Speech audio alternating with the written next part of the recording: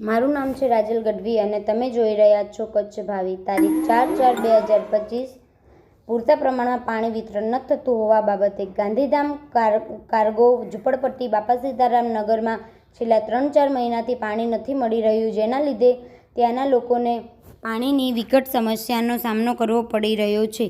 આકરા તાપ ઉનાળામાં ઊભી થયેલી પાણીની સમસ્યાને લીધે ખૂબ વિકટ પરિસ્થિતિ વચ્ચે બાપા સીતારામ નગરમાં આર્થિક રીતે નબળો વર્ગ વધુ રહેતો હોવાથી મોંઘા વેચાતા પાણીના ટેન્કરો લેવા પડે છે. પાણી વગર અનેક સમસ્યાઓનો સામનો કરી રહ્યા છે. ત્યાં તાત્કાલિક ધોરણે પાણી પૂરતું અને ગ્રેવિટીથી મળી રહે તેવી અમારી રજૂઆતને ધ્યાન લઈ સમસ્યાનું નિરાકરણ લાવશો. સાથે ઘણા સમયથી DBZ સાઉથ વિસ્તારની પાણીની સમસ્યા જેમને તેમ છે. થોડા સમય પહેલાં પત્ર પાઠવી રજૂઆત કરેલ દુર્ગંધવાળું ગટર મિશ્રિત પાણી વિસ્તારમાં વિતરણ થઈ રહ્યું છે. સાથે 3 વર્ષ પહેલાં નવી પાણીની નાખેલ લાઇન ચાલુ કરવા બાબતે તેની પત્ર દ્વારા જાણ કરેલ હતી, છતાં આજે 15 દિવસ વીતી ગયા. સમસ્યા જેવી હતી તેવી જ છે.